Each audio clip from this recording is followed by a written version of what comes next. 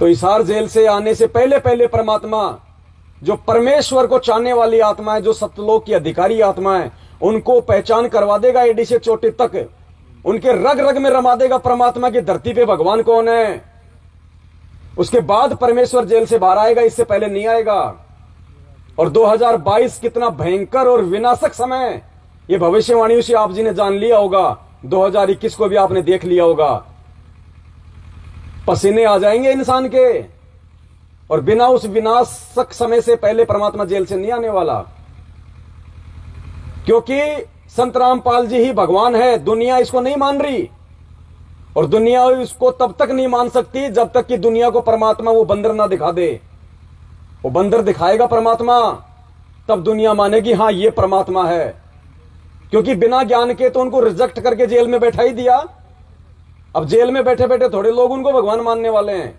वो दिखाएगा परमात्मा पूरी दुनिया को, और जोर आएगा, जोर। भविष्य वक्ताओं ने तो यहां तक बोल रखा है, 1/3 जनसंख्या जाएगी पूरी पृथ्वी की, 1/3। और ये परम सत्य है, क्योंकि 8.5 अरब की जनसंख्या में से मात्र 15 या 20 लाख लोगों ने संत रामपाल जी को ज्ञान से थोड़ा बहुत पहचान के उनसे दीक्षा ली है। और 20 लाख 8.5 अरब में मुश्किल से 1% भी नहीं होगा। तो ये व्यक्ति हमें भक्ति करने देंगे क्या? आप भक्ति कर पाओगे क्या?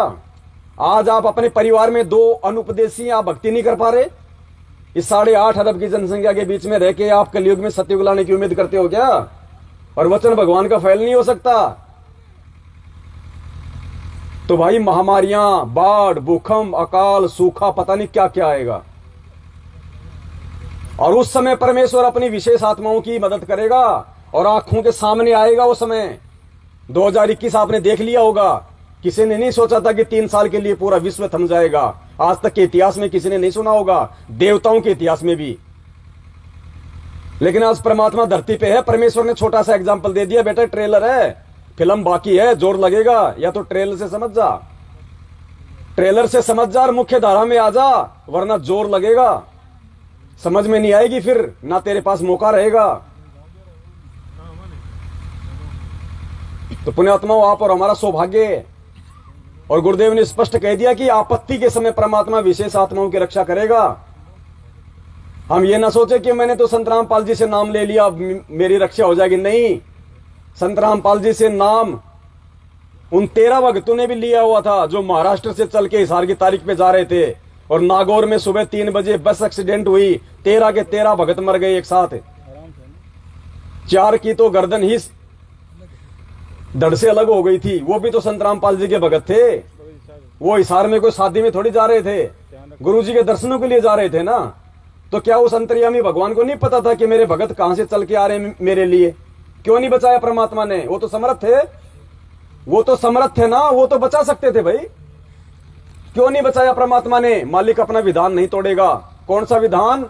जो काल के साथ परमेश्वर ने एग्रीमेंट किया है कि परमेश्वर जो आपकी मर्यादा में रहे, जो आपके अनुसार चले वो आपका, और जो आपका मर्यादा में ना रहे परमेश्वर उसके साथ जबरदस्ती। तो कब परमेश्वर संत रामपाल जी भगवान ने हिसार जेल से आदेश दिया कि मेरी तारीखों पे आओ? और क्यों जाएं हम तारीखों पे? क्या हमारे गुरुजी दोषी हैं क्या? हत्यारे हैं क्या? देशद्रोही हैं क्या जो हम तारीखों पे जाएं? और किस लिए जाएं भाई हम? परमेश्वर ने सीधा सा मार्ग बता दिया। अगर हमें इस पहचान में आ गए कि ये भगवान है, हमें वहां पे चप्पल तोड़ने की आवश्यकता क्या है? हमें अपने भगवान पे विश्वास क्यों नहीं हो रहा भाई? हम जाके उन्हें निकाल लेंगे क्या?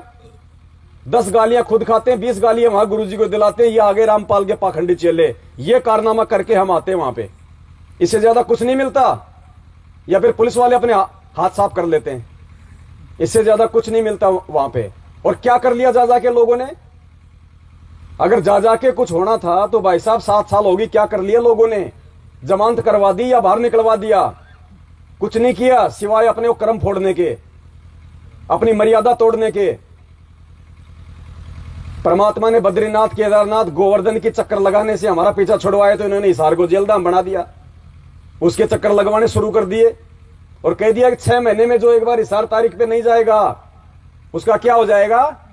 नामखंड हो जाएगा। ये कौन सा विधान हुआ भाई? भक्ति कर रहे हैं और इस साल की तारीख पे नहीं गई तो नामखंड हो जाएगा। ये कब बताया परमात्मा ने? परमेश्वर ने क्या बताया वो हमने सुना नहीं सुना तो आज सुन लीजिए।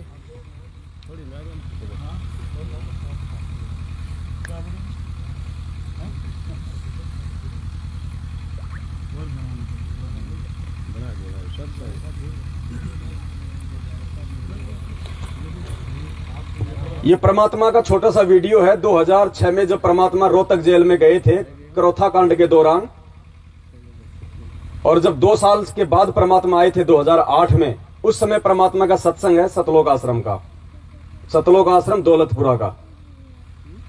इसमें परमात्मा कह रहे हैं, आप ध्यान से सुन लीजिए एक बार और खुद निर्णय कर लेना जो गुरुदेव इसमें कह रहे हैं कि ऐसे में जब गुरुजी जेल में हैं और ऐसे में यदि तुम उनसे मिलने नहीं आए तो नामखंड होता है कि नहीं होता है। क्या आज ये परमात्मा अपने वचन के विरुद्ध हमें ये बातें कहेगा, ये आदेश देगा कि जो 6 महीने में इस 8 तारीख पे नहीं आएगा उसका नामखंड हो जाएगा? सुन लीजिए अपने मुख से। परमात्मा बार बार प्रार्थना करते हैं कि संत मिलन को चालियो, दिन में कई बारे आसोज के में जो ये घना करे उपकार। भाई कई बार ना जा सके तो संत दर्श 2 बखत कर ले, कहे कबीर संत दर्श ते यू काल दगा ना दे। 2 बखत भी ना कर सके तो दिन में कर एक बार, कहे कबीरता दास का बेड़ा हो जा पार।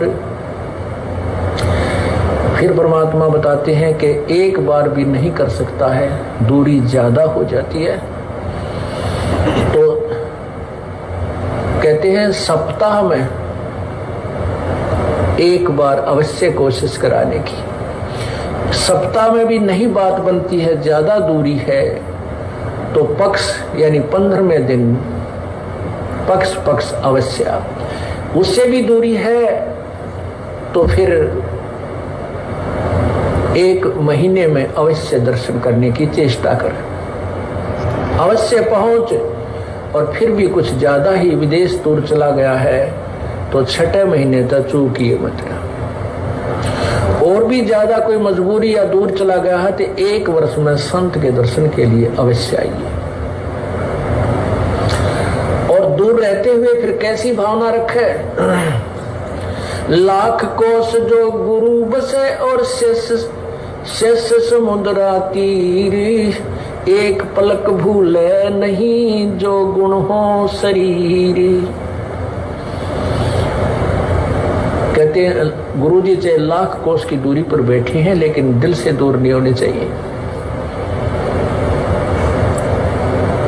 तो 1 साल में कोस अवश्य पहुंचना चाहिए। अब यहां भक्तों के शंका आती है कि गुरुजी अब 1.25 वर्ष तक अज्ञात रहे, दर्शन नहीं हो सके, तो क्या हमारे ऊपर क्या हमारा जो नाम तो फिर खंड नहीं हो गया है? ऐसा कुछ नहीं है। ये लीला परमात्मा की है। जैसे कोई एक्सीडेंट हो जाता है और वही उसमें टांग टूट गया, प्लास्टर बांधे रहना पड़ता है और चारपाई पे लेटा पड़ा रहना होता है। लेकिन जब ठीक हो जाए, जब थोड़ा ही पड़ा रहना है, फिर तो काम करे, घूमे, फिर अपने सारे कार्य सुचारू करे। तो ये कोई लीला है परमात्मा की, इनमें ऐसा कोई दोष नहीं आता। क्योंकि आप तो रो रहे थे, आप गुरु जी से दूर नहीं थे, आपकी आत्मा तड़फ रही थी और उन नादान लोगों ने स्वयं भी पाप कमा लिया जिन्हें हमारा विरोध करके ये ऐसा झूठा केस बनाकर परमात्मा के कुत्तों को सजा उन्होंने हमारे को प्रताड़नाएं दी है, जेल में डाला। अब मुझे इस बात का डर है कि उन गिला के बनेगी। तो यहां परमात्मा ने स्पष्ट कर दिया कि ऐसी स्थिति में नामखंड नहीं होता है। और जेल वाला ही परमात्मा ने यह सत्संग कर दिया क्योंकि गुरुदेव अंतर्यामी हैं। गुरुदेव को पता था कि 2014 में भी नालायकों की नालायकी के चलते कांड होगा, मुझे फिर से ये जेल में बैठाएंगे। और फिर से इसी प्रकार से ये पाखंड शुरू करेंगे संगत में। तारीख पे नहीं गया तो नामखंड, तारीख पे नहीं गया तो नामखंड। तो परमात्मा ने 2008 में ही सत्संग में जिक्र कर दिया उस अंतर्यामी भगवान ने कि भक्तों के मन में शंका होगी कि भाई गुरुजी 2 साल जेल में थे, हम उनसे मिल नहीं पाए, हमारा नाम तो खंड नहीं हो गया। तो गुरुजी कहते हैं इसमें ऐसा कोई दोष नहीं होता है, क्योंकि वो हमारी मजबूरी थी। और आज देखो उसी परमात्मा के इन सत्संगों के विपरीत आप और हमसे 7 साल से कितने भयंकर कुकर्म करवाए गए, सबकी मर्यादा तोड़वा दी। सबने ये साबित कर दिया कि इतना ज्ञान लेने के बाद भी हम भेड़ हैं, भेड़, और भेड़ चाल चलना हम नहीं छोड़ सकते। ये हमारी ये पैतृक आदत हो चुकी है। और आज वही लोग महादुखी हैं। वो इशार तारीखों पे जाने वालों को वहां पे फांसी भी हुई, इशार तारीख पे जाने वाले ट्रेन के नीचे आके भी मरे, इशार तारीख पे जाने वाले एक्सीडेंट में भी मरे। अगर भगवान का आदेश हो तारीखों पे बुलाने का, बाढ़ बाका हो सकता है क्या उनके बच्चों का? यही काल की सूक्ष्म चाल होती है। इसीलिए परमात्मा ने यह भ्रम खंडन किया था संगत का, जो 2008 में कहा था कि 2 काल के दूत पैदा हो गए। एक उनका भाई था महेंद्र, जो आज भगोड़ा बन के घूम रहा है पुलिस के आगे। अरे संत रामपाल जी भगवान का भगत। पहली बात तो भगत जी, यहां आप जितने भी भाई बहन बैठे हैं, पहली बात तो संत रामपाल जी भगवान से ज्ञान लेने के बाद यदि उनका कोई भगत होगा तो ऐसा वो कोई भी वो कर्म नहीं करेगा जिसकी वजह से उनको जेल जाना पड़े। और यदि जबरदस्ती उनके ऊपर वो कुकर्म थोपा जा रहा है तो वो उस मुकदमे का सामना करेगा अपने गुरु पे विश्वास करके, या फिर वो पुलिस के आगे वो भगोड़ा बन के घूमेगा। तो पिछले 7 साल से अगर इसने बरवाला कांड में कोई गलती नहीं की, अगर ये गलत नहीं था, तो क्यों पिछले 7 साल से मुंह छुपा के भग रहा है? ये भगत कहां भाई? ये भगत के लक्षण है क्या? बता दीजिए। तो फिर हम किसके पीछे चल रहे थे 7 साल से? भगवान के पीछे या भगोड़ों के पीछे? नामदान केंद्र आपने सुना अपने गुरुदेव के मुख कमल से हिसार जेल से कोई वो वीडियो आया कि बच्चों ये नामदान केंद्र खोलने का मेरा आदेश है? बस किसी ऐरे गहरे व्यक्ति ने कह दिया गुरुजी का आदेश, भेड़चाल में सब पीछे, गुरुजी का आदेश। एक पीला पर्चा निकाल दिया कंप्यूटर से टाइप करके, हिसार जेल से गुरुजी का आदेश आया है, हरियाणा में बीजेपी को, फलाने जगह कांग्रेस को, फलानी जगह ओम प्रकाश चौटाला को वोट देने, और हमने भेड़चाल में दे दिए। ये ज्ञान आधार है क्या ये? इसीलिए परमात्मा दुखी होके, मालिक ने ये रास्ता चुना कि मेरे रहते सहते ये नहीं समझ पाएंगे इन सब चीजों को, ये कभी ज्ञान को आधार बनाएंगे नहीं जब तक इनके ठोकर नहीं लगेगी। इसलिए बरवाला कांड काल भगवान की सोची समझी साजिश, और काल की साजिश से ही परमात्मा अपना काम सफल करता है हमेशा। 3 युगों में जीव थोड़े ले जाना, कलयुग में जितने मर्जी ले जाना, ये किसने वरदान मांगा था? काल भगवान ने। परमात्मा ने कहा तथास्तु, क्योंकि मालिक का काम ऐसे ही सफल होना था।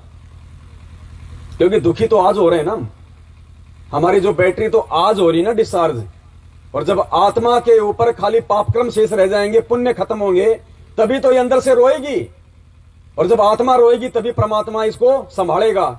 तो पहले के 3 युगों में आत्मा नहीं रोती थी क्योंकि इसकी बैटरी चार्ज थी।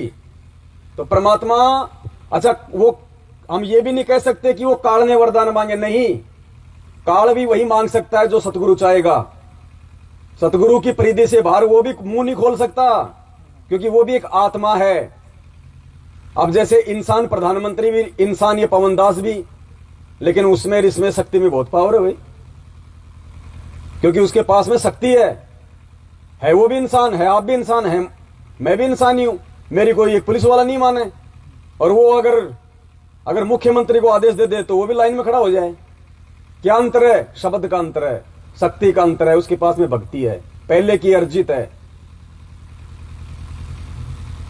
तो परमेश्वर की परिधि से बाहर ये भी नहीं जा सकता, क्योंकि ये भी मालिक का ही बच्चा है, परमेश्वर की आत्मा है, ये भी उसी जीव की संज्ञा में है। तो इसी प्रकार ये बरवाला कांड था काल भगवान का झकझोल, लेकिन इस बरवाला कांड से उस परमात्मा ने अपने कच्चे पक्के हीरों को भी छांटना था, उनकी भी परख करनी थी कि कौन मेरा है और कौन अभी काल का है। कितना समझाया परमात्मा ने हमारे को, एक एक चीज के बारे में कभी ध्यान दिया ही नहीं हमने। हमारे को जाट आरक्षण में ठोक दिया गया हरियाणा में। अरे हम भगत हैं, ये सारे कारनामे छोड़ के तो हम इस मार्ग में आए थे, और इस मार्ग में आके भी हमसे वही क्रिया करवाई जा रही है। फिर भी हम लोगों ने कभी विचार नहीं किया ये क्या हो रहा है। राजनीति, अब बताओ, परमात्मा ने इतने सत्संग कर दिए राजनीति पे, स्पष्ट मना किया परमात्मा ने, स्पष्ट। एक बार तो कोई सरपंच था, वो सरपंच था नहीं, सरपंच का चुनाव लड़ना चाह रहा था, वो 10 साल से भक्ति कर रहा, सारा नाम ले रखा। गुरुजी बताएंगे, मैं तो क्या बताऊं अब। ये संकेत है परमेश्वर ने इसीलिए किए थे कि आगे काल तांडव मचाएगा, संगत में इस प्रकार के कुकर्म करवाएगा। तो सावधान हो जाना बच्चों कि मेरे क्या आदेश हैं। पुण्यात्माओं, काल ने इतना जबरदस्त जकड़ रखा है हमारे को। आप 5-4 वर्ष आप इस भक्ति में लगोगे, 10 वर्ष हो गए तो कहना है कि आपको इतना सुख देगा, आपके बच्चे भी सेट हो जाएंगे बढ़िया। और बच्चे क्योंकि भक्ति से परिपूर्ण हो जाएंगे, वो आपको प्यार भी गणा देंगे। फिर पोता पोती होंगे आपके, वो और ही अच्छे शुभ कर्मी आएंगे, क्योंकि परमात्मा का नियम है कि वो अच्छे पुण्यकर्मी प्राणियों को वहां भेजेगा जिनकी भक्ति अधूरी रह रही है पूर्व जन्म की, कि जहां पर भक्ति अपनी फुल स्वयं पर हो चुकी होगी। अब ये जो बच्चे आ रहे हैं आपके घरों में, इनके पुण्य कर्मों की कोई गिनती नहीं है, इतने अच्छे कर्म का। और इन बच्चों के आगे चल के इतना अच्छा व्यवसाय होगा, सबसे देश सबसे न्यारे होंगे आपके बच्चे, आपके परिवार सबसे ज्यादा धनी होंगे, और भक्ति के धनी तो ये होंगे ही होंगे। तो ज्ञान के अभाव से आप फिर मार खा जाओगे।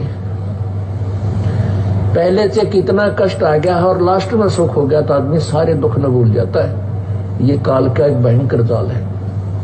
इसलिए सत्संग और इस ज्ञान का सहयोग सा रखना होगा, आपने इसको साथ रखना होगा, अंतिम सांस तक सत्संग सुनना होगा। तो आपको परिवार अच्छा लगने लग जाएगा, और फिर न सोचेगा सत के दया सतलोक में आड़े सतलोक हो जाए। पहले इतनी मन में आई अर्जा होगी मृत्यु, रह गया यहीं पर।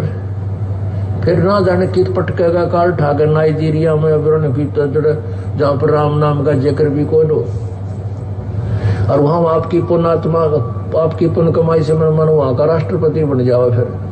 फिर किसी भक्ति, और देख काल का कितना भयंकर जाल।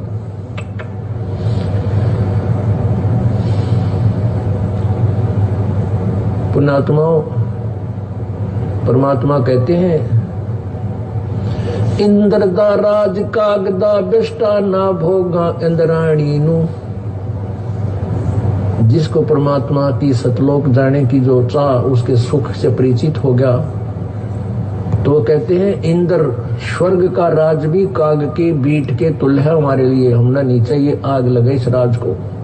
जिसने सतलोक जाना है ये धारणा बनानी पड़ेगी। आराम एक भगत आए बोले जी गाँव में सरपंच बनाओ हमने, मां कुआं पड़ जा किता सरपंच बने रहे तेरा गजब, रोज ज्ञान सुनावा करे तेरे फूट के बाद। और 10 साल नाम लिए नो लिए, क्यों घर में सुख हो गया, अच्छी ट्रक चलेगा। गाँव वाले तेने सोचा कर 2 पैसे फालतू लाओगा, अच्छी दारू पियाओगा। मैं बोला कुआं पड़ जाए इसका अच्छा था ना जी, मत आज्ञा लेना है, मैं नहीं खड़ा हूंगा। फिर मैं इतना पूछ भी कैसे लिया मेरे तेरा गजब हुई। तो पुण्यात्माओं, इस काल का भयंकर जाल है, इससे बचना पड़ेगा। आपने इस ज्ञान को आधार बनाना पड़ेगा। पाल जी भगवान की जय हो। पुण्यात्माओं, हजारों संकेत परमात्मा ने सत्संगों में छुपा रखे हैं, और थोड़ा सा मसाला दिया उस परमात्मा ने हमें, ताकि साथ संगति के माध्यम से हम उनकी पहचान कर सकें, उनके विधान को जान सकें कि कौन कौन सी परमेश्वर की मर्यादा है। मर्यादा वही नहीं है जो हमें फार्म पे लिख के दे दी गई है। कहीं हम ये सोचें कि बस गुरु जी के तो वही नियम है जो प्रथम नाम के समय तो 11 दे दिए, सतनाम के समय 34 दे दिए, बस। ये हमारी सबसे बड़ी भूल है। कदम कदम पे नियम है इस परमात्मा का, कदम कदम पे। कब? जब हमें ज्ञान हो जाएगा। कदम कदम पे परमात्मा कहते हैं कुछ तो आपको जो फार्म पे लिख के दे दिए, ये कुछ आप जब ये सत्संग सुनोगे, कथाएं सुनोगे, तो आपकी समझ में आएंगे। और कुछ परमात्मा ने कहा कि तुम्हारे को कॉमन सेंस से भी समझ में आने लगेंगे। अब कॉमन सेंस तो बहुत दूर की बात है, फिलहाल तो जो कागजों में लिखे हैं उन पे नहीं चल पा रहे। और फिर बात करें हम सार नाम की, सार शब्द की। आजकल बहुत सारे जो पंथ वाले हैं काल प्रेरणा से, और बहुत सारे लोग इसी संगत से निकले हुए, शब्द शब्द शब्द, उनके पास वो शब्द नहीं, उनके पास वो शब्द नहीं, उनके पास में पूरा ज्ञान नहीं, उनके पास में अधूरा ज्ञान नहीं। अरे अभी वो दे किसको ज्ञान, कोई लेने वाला भी तो हो। उनके पास तो सब कुछ है और था, तभी उन्होंने 27 साल से पाड़ा मान रखा था पूरी दुनिया में। शंकराचार्यों के लिए सतलोक आश्रम बरवाड़ा में 2010 में परमात्मा ने गद्दी लगा रखी थी चारों के लिए, और निमंत्रण भेजे थे मीडिया के माध्यम से। सत्संग पूरी दुनिया सुनती है, सारे संत सुनते हैं, सबको पता है। गए तो मुंह की खा के आएंगे, कोई नहीं आया। शब्द शब्द शब्द, शब्द का सह पता नहीं, उछल रहे शब्द की पूंछड़ी पकड़ के। अरे उनके पास तो सब कुछ है जो किसी के पास नहीं है, लेकिन दे किसको भाई, कोई लेने के लायक है क्या? अभी तक परमात्मा ने सार नाम भी नहीं दिया किसी को। ये जितने भी जो सार नाम लिए बैठे हैं, अपने आप में समझ रहे हैं कि संत रामपाल जी ने मुझे 90 में सार नाम दे दिया, 94 में सार नाम दे दिया था, मैं तो 2000 का भगत हूं। सार नाम की तो परमात्मा ने छींट भी नहीं लगने दी। सार शब्द तो बहुत दूर की बात है। ये जिन जिन भाई बहनों को परमात्मा ने सार नाम दे रखा है, जैसे बच्चे को मेले में खुश करने के लिए झुंझुना पकड़ाते ना, झुन झुन झुन झुन झुन झुन, ये झुंझुना है। अगर असल में देखा जाए ना पुण्यात्माओं, असल में तो ये संगत में 90% लोग सतनाम के भी काबिल नहीं है, सतनाम के भी काबिल नहीं है। सार नाम तो कोसों दूर की बात है। क्यों नहीं दिया परमात्मा ने, उसके पीछे का रीजन आपको बता देता हूं। केवल एक ही उदाहरण दूंगा, समझ जाओगे आप, और एक ही व्यक्ति का उदाहरण दूंगा। समझदार उसी से समझ जाएगा कि परमेश्वर ने सार नाम आज तक किसी को दिया है या नहीं दिया। और यहां हमारे भाई रोहतक में 500 को बैठा के टेलीविजन के आगे और उनको सार नाम दे रहे हैं, और सार शब्द भी देने लग गए। 2 पाठ में सार शब्द और 1 में सार नाम था। वो परमात्मा बच्चा नहीं है, वो ही है जो 650 साल पहले आया था काशी में, कोई दूसरा नहीं है। ये जिस सार शब्द के लिए इसने धर्मदास को जिंदा समाधि दे दी, जिस सार शब्द को देके उसे ओपन ना करने के लिए नानक जी से वचन भरा लिए, और जिस सार शब्द की परमात्मा ने छींट नहीं लगने दी, जिसे परमेश्वर ने संजीवनी बूटी बताया, मोक्ष का मार्ग बताया, वो सार नाम और वो कबीर परमात्मा एक 15 रुपए की डीवीडी में डाल के आलू टमाटर की तरह बांटने के लिए उन लोगों को देके जाएंगे जो प्रथम नाम के लायक नहीं है। ये क्यों नहीं दिया था?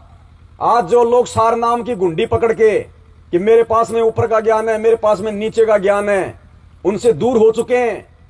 आज वो अपने कर्म फोड़ रहे हैं उनके ज्ञान में और उनके मंत्रों में मीन मेख निकाल के। क्या उस अंतर्यामी को मालूम नहीं था कि बरवाला कांड के बाद में कौन कौन बाहर निकलेगा और क्या क्या वो गंदगी फैलाएगा, क्या होगा?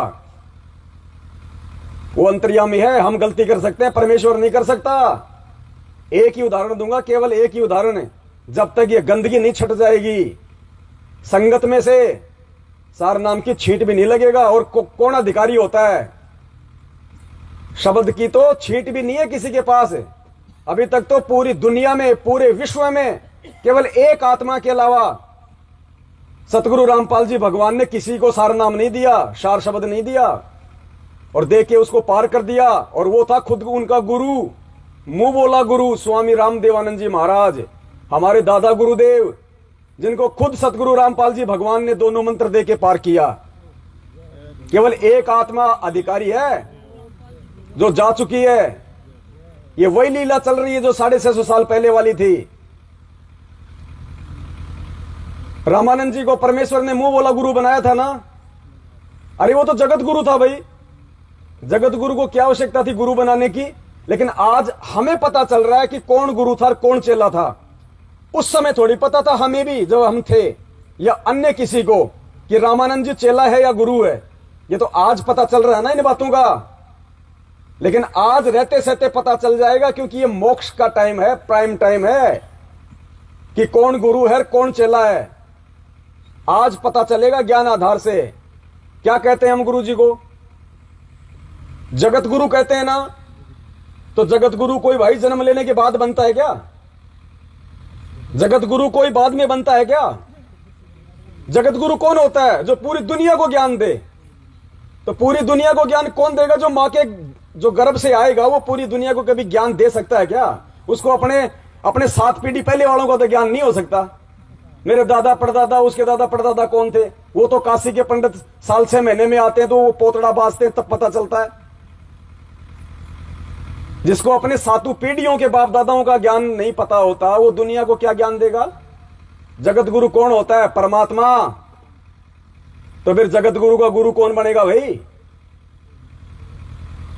ये परमेश्वर है।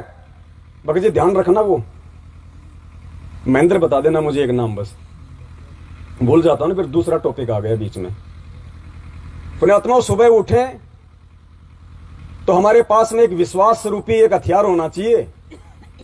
क्या कहा था परमात्मा ने? जिसने मेरे से नाम ले लिया, और मेरा जो 3 साल का बच्चा होगा, 3 साल का बच्चा यानी आध्यात्मिक, जिसकी उम्र 3 साल हो जाएगी, जिसने 3 साल से नाम ले रखा होगा और ढंग से जिसने सत्संग सुने होंगे, भक्ति की होंगी। क्या कहा परमात्मा ने उस आत्मा के विषय में? उसको अगर ब्रह्मा विष्णु महेश भी आ जाए तो उसको पराजित नहीं कर सकते। और आज जो कहते हैं मुझे संत रामपाल जी ने 2008 में सार नाम दे दिया था, आज वो लोगों के पीछे लग रहा है उनका चेला बन के। क्या संत रामपाल जी का वचन फेल हो सकता है? नहीं, वो जीव फेल हो गए जिन्होंने उनको परमात्मा नहीं माना, क्योंकि वो अहम में आ गए, वो फूल गए कि जो जड़ी बूटी थी वो तो मिल गई। उन्हें यह नहीं पता था कि शीशी में तुझे क्या डाल के दिया, क्योंकि वो अंतरिया में था, उसको पता था आगे चल के खुद भी पिएगा, खुद भी मरेगा और उनको भी मारेगा।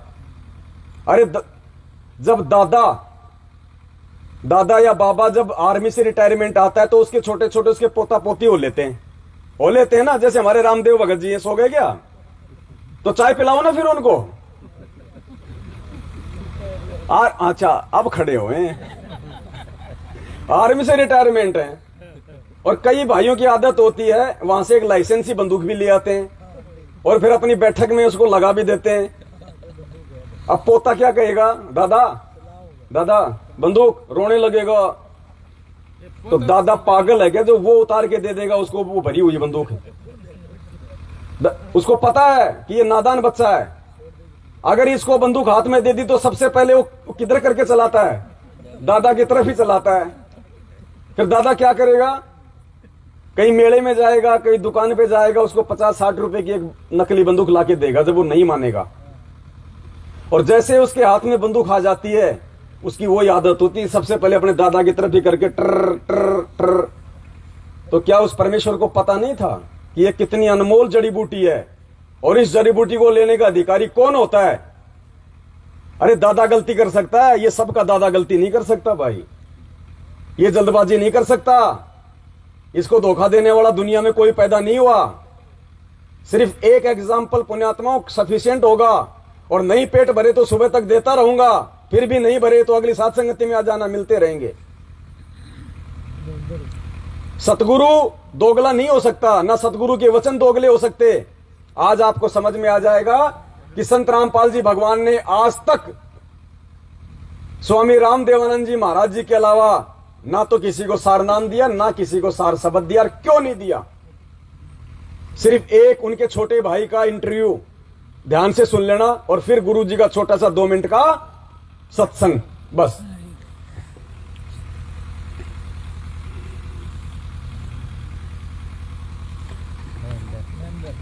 आगे ध्यान रखना, गुरु बिन वेद, इसको भी सीधा रखना। थोड़ा थोड़ा भाइयों को भी दिखा दे। मेरा थोबड़ा दिखा रहा भाई सारा, थोड़ा थोड़ा खड़ा होके घुमा दिया कर ताकि डांग ठोक दी एकदम। हाँ जी बड़े भाई, अभी तो आई थी भगत जी चाय।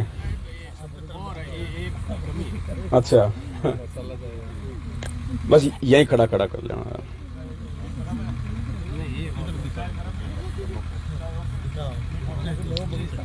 चलो चाय एक बार सबको दी जा रही है क्या दोबारा?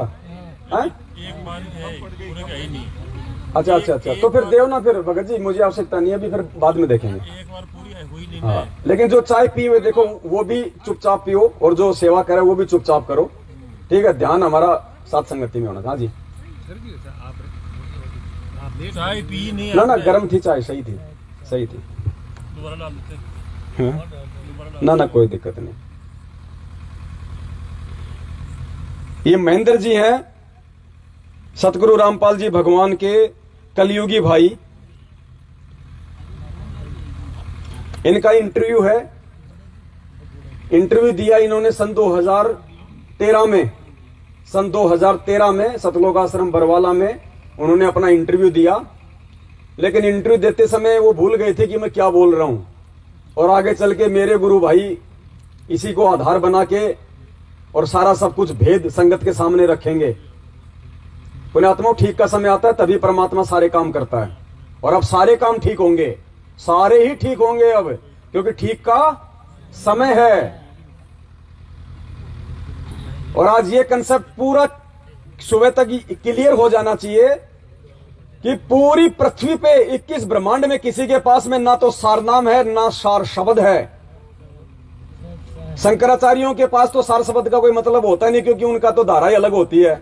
सार शब्द के ठेकेदार बनते हैं ये कबीरपंथी, और ये दास साबित कर देगा सुबह तक अगर आप टिके रहे तो। जो अपने आप को धर्मदास जी की पीढ़ी वाला समझते हैं उनके पास में सार शब्द का सह भी नहीं है।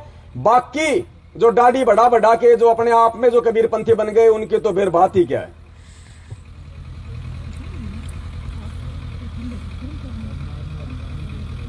ये महेंद्र जी का इंटरव्यू सुनना एक ध्यान से, बीच बीच में दास आपको बोलता रहेगा जहां पे बोलने की, लेकिन ध्यान से सुनना। और गुरुजी लंच टाइम में मेरे पास रोजाना आते थे, लगभग 4 महीने लगातार आए, और सत्संग की भक्ति की बातें बताने लगे कि भक्ति करनी चाहिए, भक्ति से दुख दूर होते हैं, सुख मिलता है, मोक्ष मिलता है। लेकिन मेरी रुचि विशेष नहीं थी, और मैं महाराज जी को मना भी नहीं कर सकता था कि मेरे पास क्यों आए हो, कि बड़े भाई साहब थे। तो मैं अंदर से दुखी बहुत था कि रात को ड्यूटी करते हैं, दिन में आगे बैठ जाते हैं। लेकिन एक दिन मैंने कह ही दिया कि भक्ति में कुछ नहीं रखा, काम करो और बच्चों का पालन पोषण करो, इससे बड़ी कोई भक्ति नहीं है। फिर गुरु जी ने धीरे धीरे आना बंद कर दिया। फिर मेरे जीवन में एक ऐसी घटना घटी, 1992 की बात है, कि मैं एक DIG को लेकर के मधुबन गया हुआ था, पुलिस ट्रेनिंग सेंटर के अंदर। रात को वहां ठहरे, मैं सुबह सोकर उठा तो मैंने देखा, मैं चारपाई पर लेटा हुआ, मेरी आंखें खुल गई। तो लेटे लेटे मैं क्या देख रहा हूं कि मेरे पैरों की तरफ उस मकान कमरे में 2 खिड़कियां थी। एक खिड़की में महाराज जी कम से कम 8-10 फीट ऊपर आसमान में बैठे हैं। वो सीन मुझे आज तक याद है। काले रंग के चश्मे लगा रखे थे, लाइनिंग वाला शर्ट, काली पैंट, और ऐसे बैठे हैं जैसे पद्मासन होता है, हाथ जोड़कर।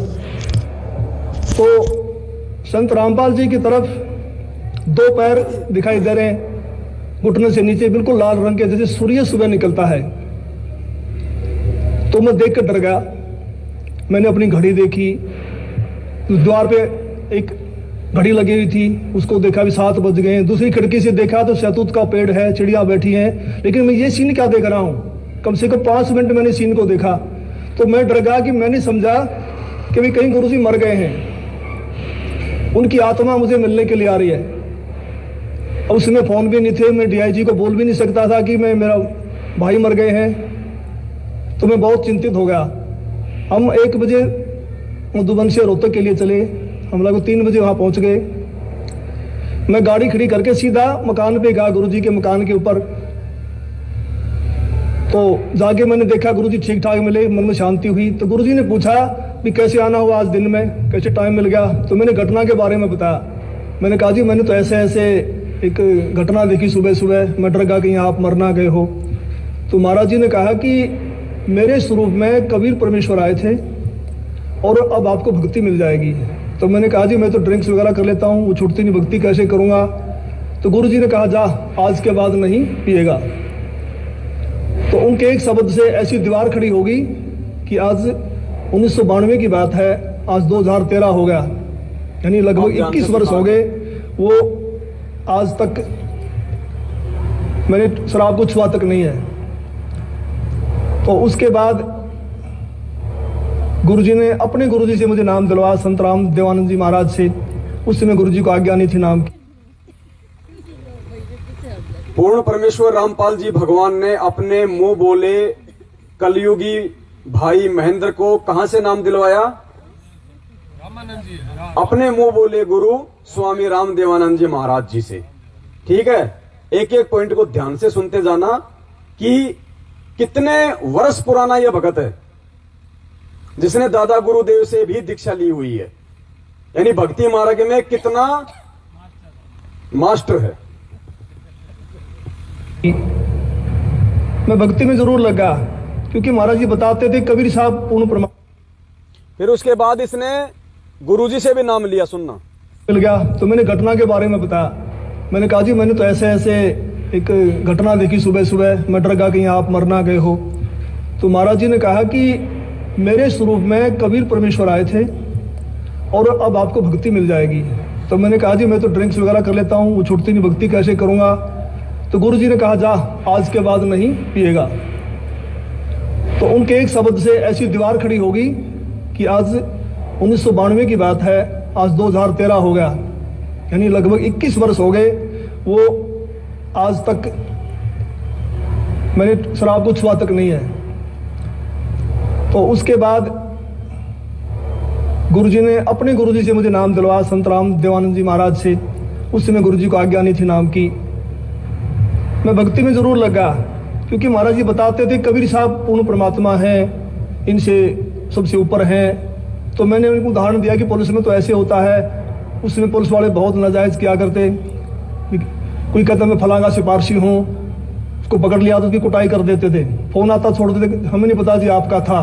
कहीं ऐसा ना हो कि नीचे देव देवता हमें कूट दें और जब तो कबीर साहब ऊपर से आए।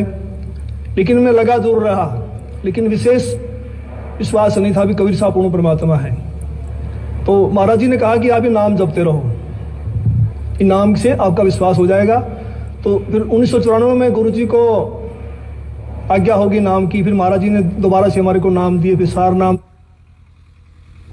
दादा गुरुदेव के बाद में इस महेंद्र ने सन 1994 में परमपिता परमेश्वर सतगुरु रामपाल जी भगवान से भी दीक्षा ले ली। क्या कह रहा है? फिर गुरुजी ने हमें नाम दिया, फिर सारनाम भी दिया। अब आगे सुनना। सारनाम मिलने के बाद, ये मेन पॉइंट है, इसी को फोकस करके रखना, फिर पूरी कहानी समझ में आ जाएगी।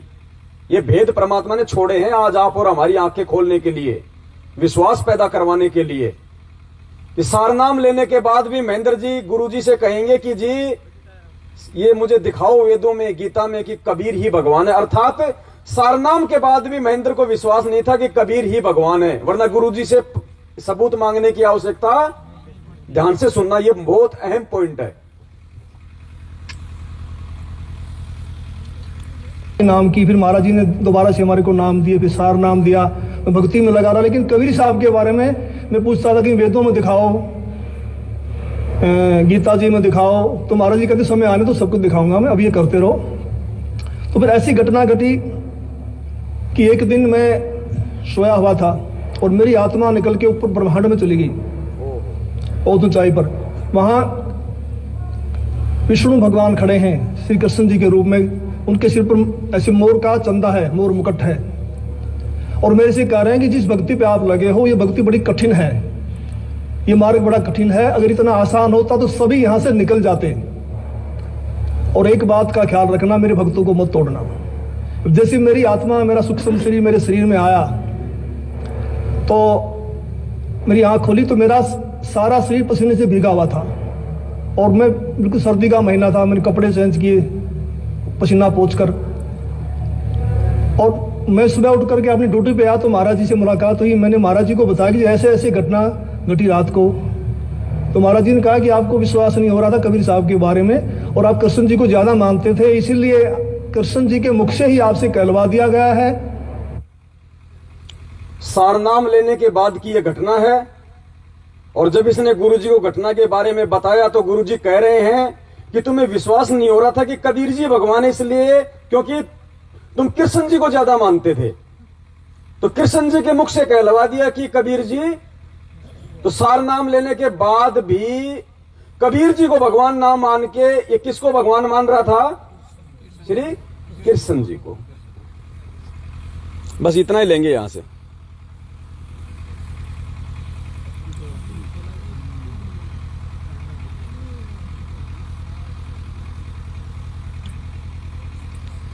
अब ये 2 मिनट का सत्संग दूध का दूध पानी का पानी कर देगा कि इस महापुरुष को गुरुजी ने सार नाम दिया था या नहीं दिया था। और अगर इसको नहीं दिया तो बाकी ये टट्टू पंजू जो कहते हैं कि गुरुजी ने मुझे दे दिया, ये कर दिया, वो कर दिया, आप खुद आकलन कर लेना कि उनको सार नाम मिला हुआ है या नहीं मिला हुआ है। लेकिन वो अविश्वास मत करना। अगर यहां भी कोई बैठा हो कोई सारनामी, अविश्वास प्रकट मत करना। एक ने अविश्वास प्रकट किया था, आज काल के जाल में फंस गया, यहीं का बताएंगे समय आने पे होगा। अब परमेश्वर का सत्संग सुनना, महेंद्र की बात को जरूर ध्यान रखना कि सार नाम लेने के बाद भी वो गुरुजी से सवाल कर रहा था कि साबित करो कि कबीर जी ही, और सार नाम लेने के बाद भी कबीर जी से ज्यादा किसको मानता था? श्री कृष्ण जी को। अब गुरुदेव क्या कह रहे हैं? गुरुदेव कह रहे हैं कि सार नाम का कौन अधिकारी होता है? गुरुदेव कह रहे हैं जिसकी ये 3 नाम का मंत्र किसको दिया जाता है, कौन अधिकारी होता है? जिसकी नस नस में ये समा जाता है कि कबीर इज,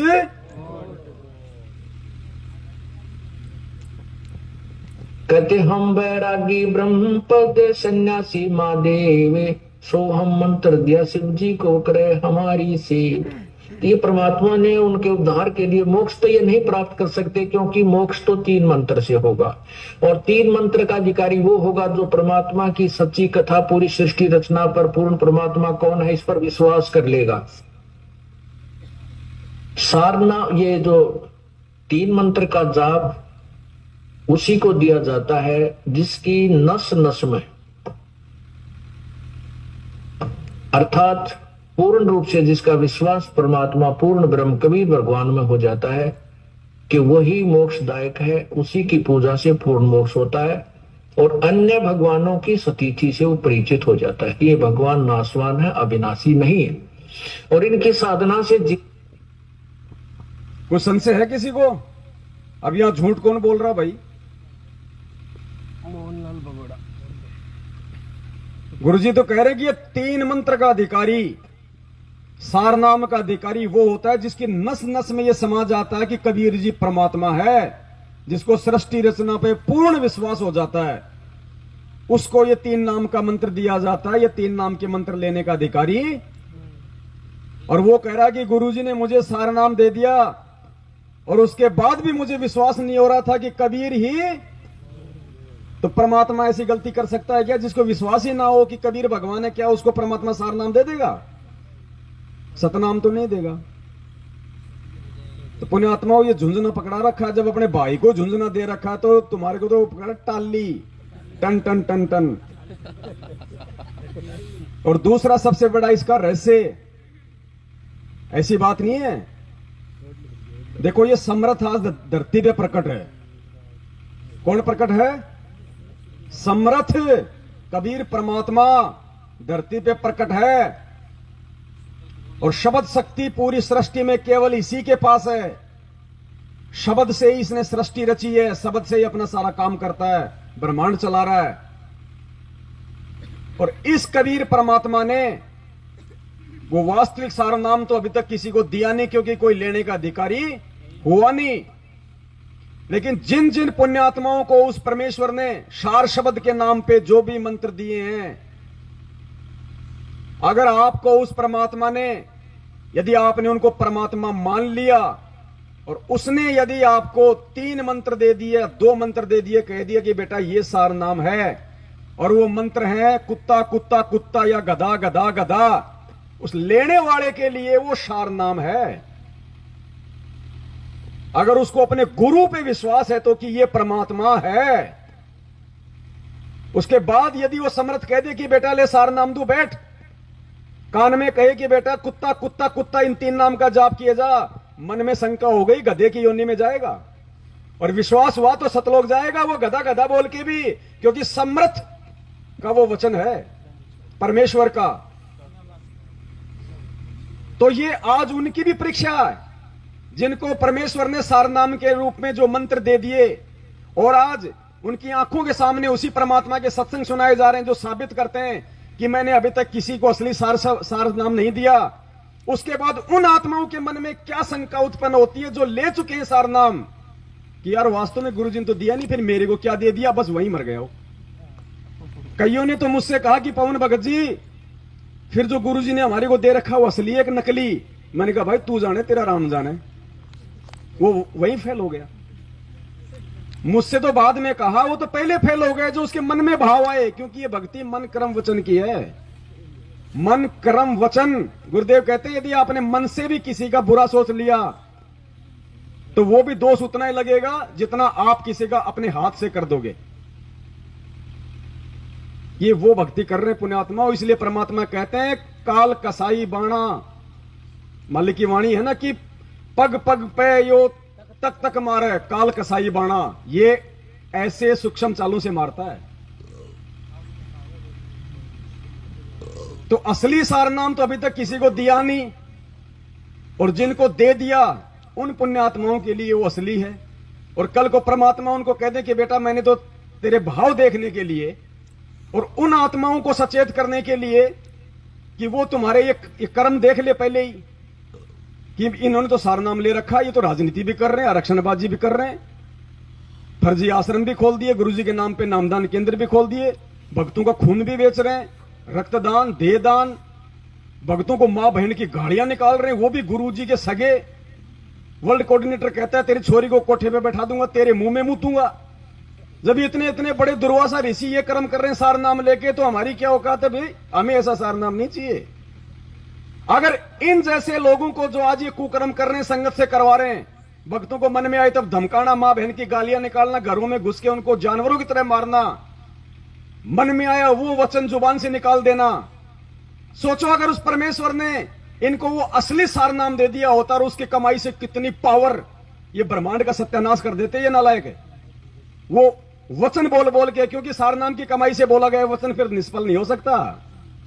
गुरुजी को पता था ये सत्यानाश कर देंगे, आग लगा देंगे ये दुनिया में, दुर्वासा ऋषि की तरह कर करके तप ले लेके सिद्धियां 56 करोड़ यादवों का नाश कर दिया। वचन से तो किया था उसने, काटे थोड़ी थे। तो सार नाम की कमाई में क्या आती है, वचन शक्ति। और आज इनके सारनामियों के कुकर्म आप सबके सामने हैं। इन्होंने कौन सी वो कसर छोड़ दी मुझे बता दो। जगत वालों से भी गई गुजरी हरकत, वो जगत वाले जो बिल्कुल या तो भांग पी के या फिर वो शराब पी के जो हरकत करते हैं, बाकी तो जो सामान्य जगत वाले हैं इन सारनामियों से लाख गुना अच्छे हैं व्यवहार में, बातचीत में, बोलचाल में। इसलिए उस परमात्मा ने आज तक किसी को सार नाम की छींट भी नहीं लगने दी। और सार नाम का अधिकारी कौन होता है, एक और सत्संग सुनाएंगे परमेश्वर का, आपको एडी से चोटी तक विश्वास हो जाएगा कि परमेश्वर इतनी बड़ी दया, और अच्छा हुआ जो आपसे सार नाम लेके आज आप ही के विरुद्ध खड़े हो रहे हैं, आप ही के ज्ञान को छोटा बता रहे हैं। परमेश्वर हमारा सौभाग्य कि हम उनकी फंकियों में नहीं आए, निकाल पता नहीं कब हमारी मुंडी पकड़ के ले जाता। अब तक कौन अधिकारी होता है सार नाम के। मैं सार शब्द की बात नहीं कर रहा, अभी ध्यान रखना, वो तो बहुत पहुंची हुई चीज है। जो कह देते हैं ना कि संत रामपाल जी के पास तो 52 अक्षर का ज्ञान है, 52 अक्षर के बाहर का नहीं है। उनको ये नहीं पता कि 52 अक्षर है क्या, अक्षर क्या है उनको ये नहीं पता, अक्षर का ए क्या है उनको ये भी नहीं पता। आमना सामना होगा, दुनिया देखेगी, और भगवान सारे काम अपने भगतों से करवाएगा, चिंता मत करो, क्योंकि भगत से भगवान की पहचान होती है। अगर मीरा ने भगवान पे विश्वास करके जहर ना पिया होता, श्री कृष्ण को दुनिया में कोई भगवान नहीं मानता। अगर प्रहलाद ने विश्वास करके होलिका की गोदी में नहीं बैठा होता, विष्णु को कोई भगवान नहीं मानता। तो सारे काम भगवान अपने भगत से करवाता है, आज भी करवाएगा। तभी आने वाले समय में दुनिया मानेगी कि पूर्ण परमात्मा तो हिसार जेल में बैठा हुआ है। बंदी छोड़ सतगुरु रामपाल जी भगवान की जय। पुण्यात्माओं, ये इस पूरी पृथ्वी के ऊपर भले हमें यकीन ना हो, क्योंकि गुरुदेव शरीर रूप में जेल में बैठे हुए हैं, शब्द रूप में परमात्मा यहां विराजमान है, भले हमें दिखाई न दे रहे हो परमेश्वर, लेकिन मालिक का विधान है, टूट नहीं सकता। वो परमात्मा जहां भी धार्मिक भंडारे होते हैं अवश्य पूछता है। पहले वो भी आपको थोड़ा सा, फिर आपको विश्वास होगा। हम कोई सुना सुनी नहीं बैठे यहां पे, और ये हो नहीं सकती ये सात संगतियां, ये बिना उस समर्थ के आशीर्वाद के।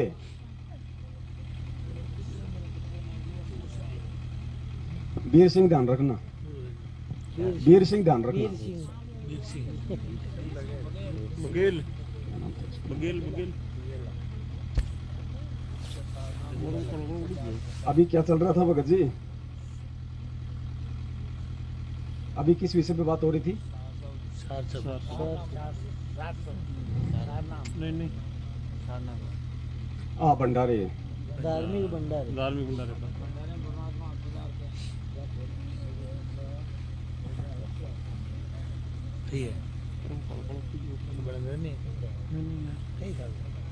सुनना पुण्यात्मा हो ध्यान से।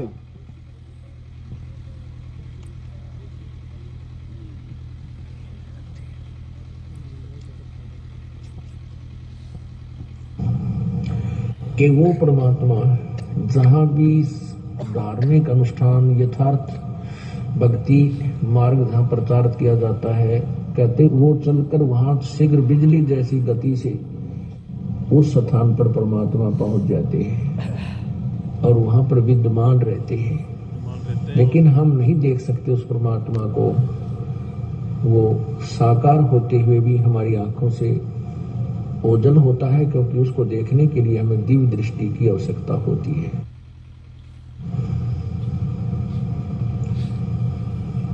जहां जन की महिमा सुनो ताम गवन करंते, वो तो नगर अमान है जहां मेरे प्यारे संत। चैन अमन कि वहां तो वो नगर सुख से बसेगा जहां मेरे प्यारे संत हैं, भक्त हैं और जिन्होंने उपदेश ले रखा है, सत्य भक्ति कर रहे हैं। उस नगरी में उन भक्तों को कहते हैं कोई दुख नहीं होने दूंगा, उस नगरी को भी नहीं होने दूंगा। कौन सी नगरी को? पुण्यात्माओं, ये यथार्थ सत्संग है उस परमेश्वर के, यथार्थ वाणियां हैं। हमें ये सस्ते में भगवान मिल गए, इसलिए हमारे को इसकी कदर नहीं हो रही। इन वचनों के लिए ब्रह्मा विष्णु महेश रोते हैं, लेकिन कानों में नहीं पड़ रहे। परमात्मा कहते हैं जहां जन से महिमा सुनूं वहां मैं गवन करंत, और वो तो नगर अमान है जहां मेरे प्यारे, जहां जन से महिमा सुनूं। आज हम वो जन हैं, वो जीव हैं जो परमेश्वर की आज हम महिमा गा रहे हैं। तो परमेश्वर कहते हैं जहां जन से महिमा सुनूं, आज हम परमेश्वर की महिमा को प्रकट करने के लिए यहां उपस्थित हुए हैं। कहते हैं वहां मैं गवन करंत, और वो तो नगर अमान है जहां मेरे प्यारे। पुण्यात्माओं, सत्कर्म मान लेना, जिस जिस गांव में या जिस जिस शहर में उस विनाशकारी समय के आने से पहले साध संगतियां हो जाएंगी, आने वाले समय में वही बचेंगे। ये नोट कर लेना, आने वाले समय में आप भी यही रहोगे, दास भी यही रहेगा। भयंकर सत्यानाश होना है, भयंकर विनाश। कलयुग में सतयुग ऐसे नहीं आएगा। जब भी युग परिवर्तन हुआ है, इतिहास गवाह है, भयंकर तांडव मचा है, पृथ्वी डोल गई। हम त्रेता से द्वापर में आए, राम और रावण का युद्ध हुआ, करोड़ों मारे गए, लाखों औरतें विधवा हुई, करोड़ों बच्चे यतीम हुए। इतना पाप बढ़ा, पृथ्वी के ऊपर तांडव मचा था, क्योंकि वो युग परिवर्तन था। हम त्रेता से द्वापर में आ रहे थे, फिर हम द्वापर से इस कलयुग में आए तो महाभारत हुआ, क्योंकि युग परिवर्तन होना था। करोड़ों मरे, हाहाकार मच गया था पूरी पृथ्वी के ऊपर। अब पुण्यात्माओं, इस कलयुग में मिनी सतयुग, हम सतयुग में प्रवेश करने जा रहे हैं। युग परिवर्तन है, ध्यान रखना, साधारण समय नहीं है। ऐसे नहीं चिल्ला रहा दास, उस परमेश्वर के आदेश से जगा रहा है परमात्मा अपने बच्चों को, अपने बच्चों के माध्यम से निमित्त बना के कि समय रहते जाग जाना। इस परमेश्वर की पूंछ पकड़ के दूर मत चले जाना। किसी भी नादान के कहने से, किसी भी काल एजेंट के कहने से धरती पे ठिकाना नहीं होगा। धरती पे ठिकाना जो समय आज उनकी मर्यादा तोड़ रहे हैं, वो उनको नहीं बचा रहा। 12-12 एक साथ मर रहे हैं। आने वाले समय में क्या गारंटी है परमेश्वर उनको बचाएगा? जो गले में लोकेट, हाथ में रक्षा सूत्र बांध के अपने आप को भगवान का भगत कहते हैं, रक्षा, ये रक्षा सूत्र नहीं करेगा। रक्षा करेगी परमात्मा की मर्यादा और भक्ति। वो 12 मरे थे, उनके हाथों में भी लाल धागे बंधे हुए थे। क्यों मर गए? क्योंकि मर्यादा नहीं थी। ये लोकेट रक्षा सूत्र ये परमेश्वर का विधान नहीं है। भगवान ने नहीं पहना है किसी को। ये तो एक भाव प्रकट करने के लिए कि नया भगत है, थोड़ा जुड़ा रहेगा, थोड़ा भाव रहेंगे, इसलिए उस मालिक को आवश्यकता नहीं है इनकी। हम पाठ करवाते हैं, हमारे को वो दिया जाता है कि सुपारी सी लपेट के उसके क्या कहा जाता है, इसको वहां रखना जहां पे आप अपने गले में रखना। तो फिर ये ब्राह्मण क्या बोलते हैं? फिर ये जंतर मंत्र वाले क्या बोलते हैं? ले ताबीज बांध दिया, वहां रखना जहां पे। ये मनमाना आचरण है, काल भगवान का ध्यान रखना। ये परमेश्वर का आदेश नहीं है। किसी सत्संग में सुना हो तो मुझे बता देना। सत्संग परमात्मा का विधान है। हम किसी अन्य की कही गई बात पे यकीन करेंगे, मार खाएंगे। और यही कारण है बरवाला कांड का, करौता कांड का। किसने सुना गुरुदेव के मुख कमल से कि बाहर जाके कमांडो बन जाओ, काले कपड़े पहन लो, पुलिस वालों को मारो? मैं तारीखों में नहीं जाना चाहता। भगवान ने तो जब मीडिया के सामने आए तो सीधा सीधा कहा कि राष्ट्रीय समाज सेवा समिति मेरी नहीं भाई, मैंने कोई कमांडो नहीं बनाए। तो फिर कौन आदेश दे रहा था? ये भी सुन लीजिए जो नए भगत भाई बहन है। कुमारी गांव भी ध्यान रखना। कुमारी गांव, वीर सिंह और कुमारी गांव दो ध्यान रखना, मैं भूल जाता हूं फिर।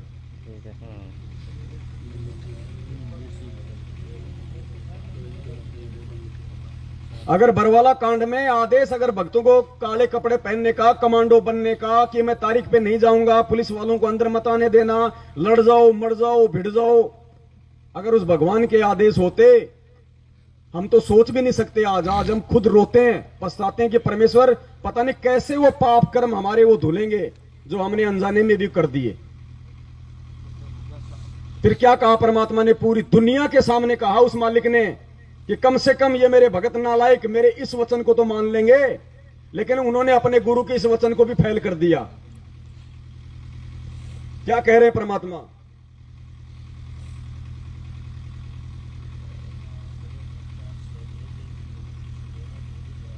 इतने इल्जाम है, इतने इल्जाम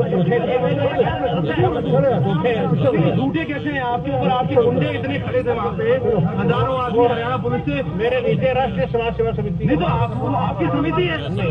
अरे आपकी समिति है बाबा। मेरे नहीं थे, राष्ट्रीय समाज सेवा समिति के गुंडे थे, यानी सतलोक आश्रम मैनेजमेंट हरियाणा के। कहा बाबा समिति आपकी है कि नहीं? मेरी समिति नहीं है। और आज ये क्या कहते हैं कि मैनेजमेंट गुरुजी का बनाया हुआ है। कल को जब गुरुजी बाहर आएंगे तो कौन झूठा कौन सोचा भाई? अगर कल को यह साबित हो गया कि समिति संत रामपाल जी भगवान ने बनाई थी और उधर गुरुजी कहने की मेरी नहीं है, तो दुनिया भक्ति छोड़ देगी, आप और हम भी छोड़ देंगे। परमेश्वर दोगला नहीं हो सकता। अगर कल को यह साबित हो गया कि राष्ट्रीय समाज सेवा समिति संत रामपाल जी महाराज जी ने बनाई थी, पुण्यात्माओं शायद हम में से भी कई भक्ति छोड़ देंगे। ये परमेश्वर है, इसका वचन दोगला नहीं हो सकता। जो निकाल दिया लोहे की लकीर है, हम कितना समझ पाते हैं। अब कहते हैं गुरुजी का ऑडियो आ गया, गुरुजी का ऑडियो आ गया। अरे तो ये किसका वीडियो है? ये वीडियो किसका है फिर?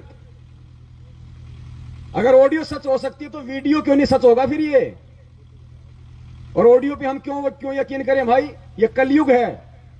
आज देश के प्रधानमंत्री की लाखों लोग आवाज निकाल देते हैं हूबहू, उनको भी हंसने पे मजबूर होना पड़ जाता है।